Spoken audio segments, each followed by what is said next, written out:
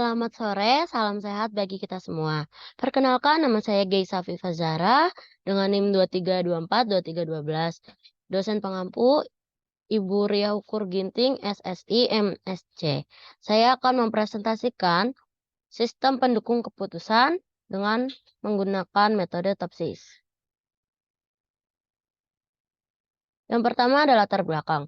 Kualitas pegawai dalam mendukung majunya suatu perusahaan sangat penting, sehingga banyak perusahaan yang berupaya agar memiliki kualitas pegawai yang berkualitas. Salah satu cara yang bisa dilakukan yaitu dengan menjaring calon pegawai eh, sesuai dengan kriteria yang diinginkan perusahaan. Hanya saja selama ini banyak perusahaan yang sering bermasalah dalam proses pemberkasan dan penyortiran karena dilakukan secara manual.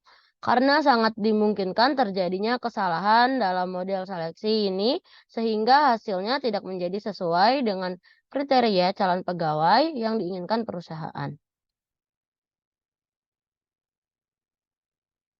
Sehingga dibutuhkan sebuah sistem pendukung keputusan atau SPK dengan metode TOPSIS. Selanjutnya, apa sih itu metode TOPSIS? Metode TOPSIS adalah salah satu metode pengambilan keputusan multi kriteria yang pertama kali diperkenalkan oleh Yun dan Huang pada tahun 1981. Metode ini banyak digunakan untuk pengambilan keputusan yang mempunyai multi kriteria atau kriteria yang banyak. TOPSIS juga memiliki kelebihan, yaitu konsepnya sederhana dan mudah dipahami. Komputasinya efisien dan memiliki kemampuan untuk mengukur kinerja relatif dari alternatif-alternatif keputusan dalam bentuk matematis yang sederhana. Selanjutnya, kelemahan metode TOPSIS. Yang pertama, belum adanya penentuan bobot prioritas yang menjadi prioritas hitungan terhadap kriteria yang berguna untuk meningkatkan validitas nilai bobot perhitungan kriteria. Maka dengan alasan ini, metode ini dapat dikombinasikan misalnya dengan metode AHP agar menghasilkan output atau keputusan yang lebih maksimal. Belum adanya bentuk linguistik atau penilaian alternatif terhadap kriteria. Biasanya bentuk linguistik ini diinterpretasikan dalam sebuah bilangan fuzzy. Belum adanya juga mediator seperti hierarki jika diproses secara mandiri, maka dalam ketetapan pengambilan keputusan cenderung belum menghasilkan keputusan yang sempurna. Dan terakhir, metode TOPSIS ini dapat digunakan dalam menentukan perankingan alternatif dengan memperhitungkan solusi ideal dari suatu masalah dan penentuan bobot setiap kriteria. Namun, kurang baik jika digunakan dalam mendapatkan bobot yang memperhitungkan hubungan antara kriteria. Walaupun dapat dilakukan dengan pairwise compression, tetapi membutuhkan matriks dan perhitungan yang lebih rumit. Oleh karena itu, dilakukan penggabungan dengan metode lain seperti ANP dalam mengatasi masalah pembobotan tersebut.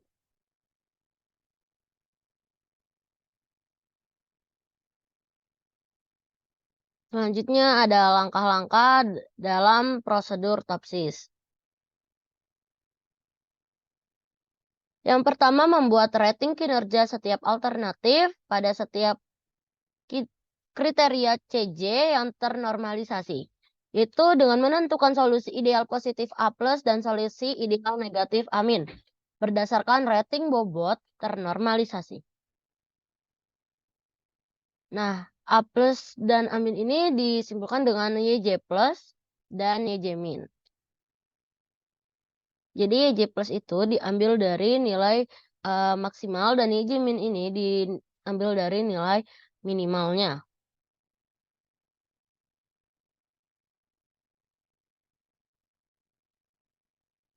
Selanjutnya yang kedua menentukan jarak antara alternatif AI dengan solusi ideal positif DI+, dan menentukan jarak antara alternatif AI dengan solusi ideal negatif yaitu DI-. Menentukan nilai preferensi untuk setiap alternatif yaitu VI yang rumusnya itu DI- dibagi atau per DI- ditambah DI+, yang nanti nilai V1 yang lebih besar menunjukkan bahwa itulah alternatif AI yang lebih dipilih. Sekian presentasi dari saya. tentang PPT ini. Selanjutnya akan saya jelaskan lebih lanjut menggunakan Excel. Terima kasih.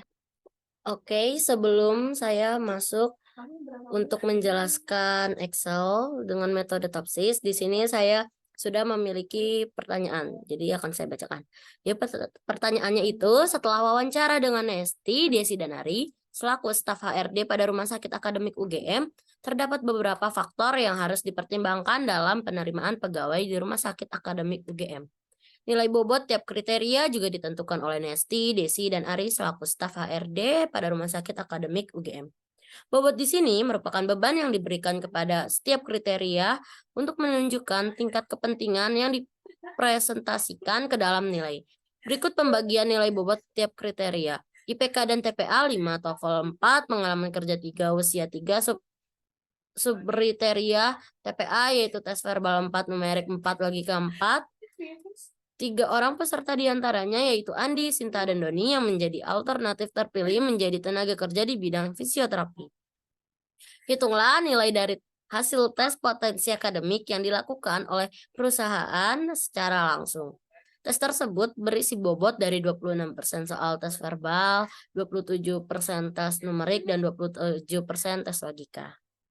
Oke, jadi sekarang saya akan menyelesaikan pertanyaan yang telah tersedia di PPT sebelumnya. Langkah pertama, saya akan menyelesaikan matriks nilai TPA ternormalisasi.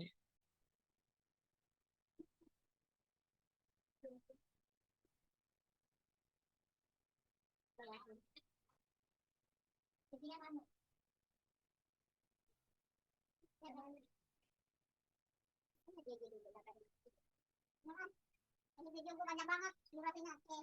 Ini lebih botol sampai 2 menit. Enggak, boleh break tapi enggak.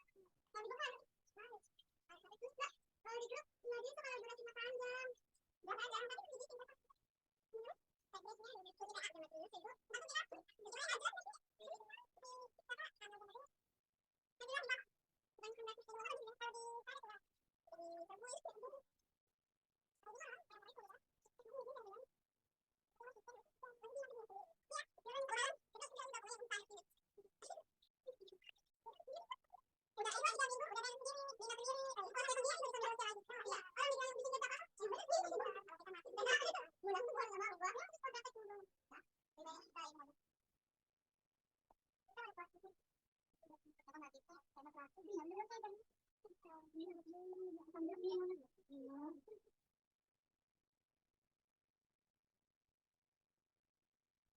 Nggak ngangkatin jemuran.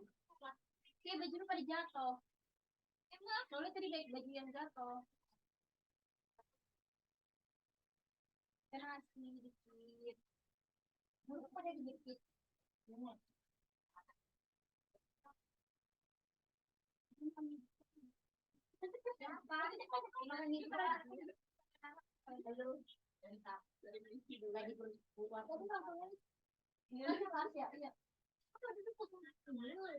Selanjutnya saya akan mengerjakan matriks bobot ternormalisasi.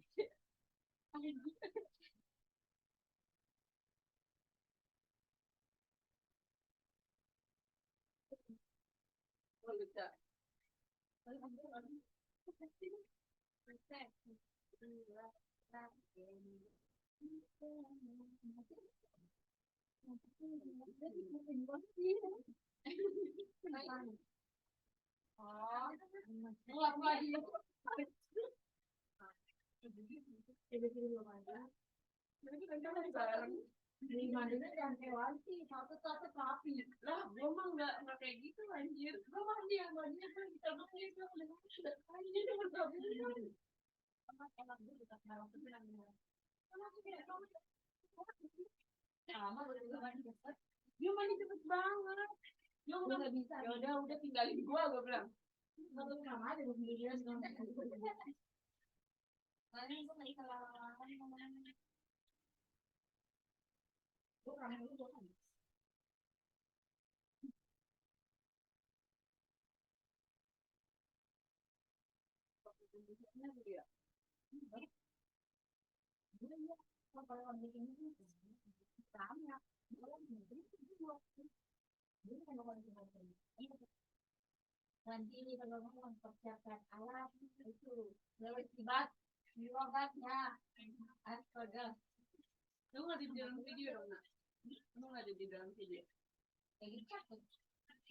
Oke, setelah mengisi matriks bobot ternormalisasi, kita cari solusi ideal positif A+ dan solusi ideal negatif A+, amin.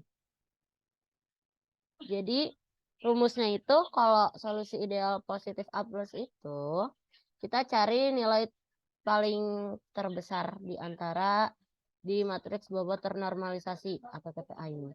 Di sini saya ngambil yang 0,1679. Jadi saya ngambil 4 angka setelah koma.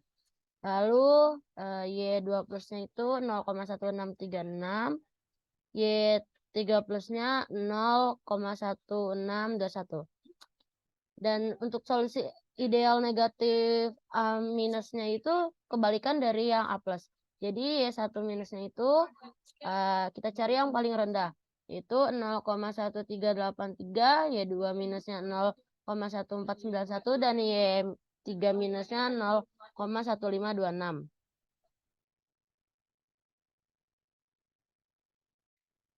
Selanjutnya kita cari jarak antara nilai terbobot setiap alternatif terhadap solusi ideal positif dan negatif. Ini rumusnya sama, menggunakan sama dengan SQRT, buka kurung 3 kali, F4 atau tanda dolar B19.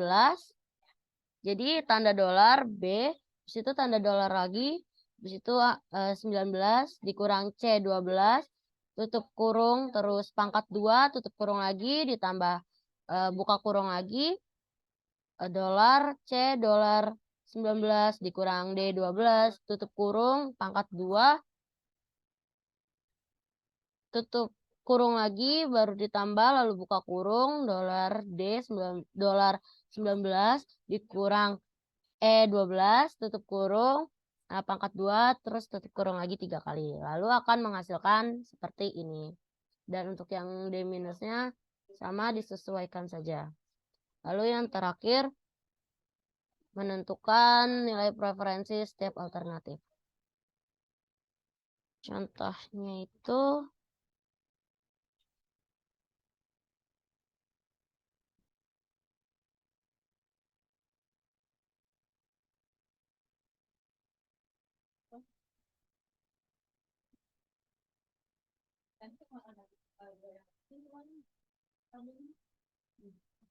nah, hasilnya seperti ini.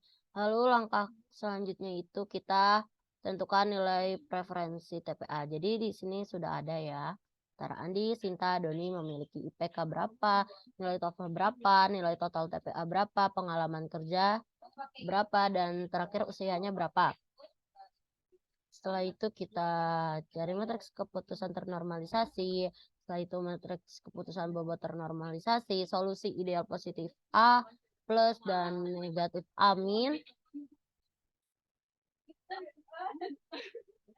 Ini salah.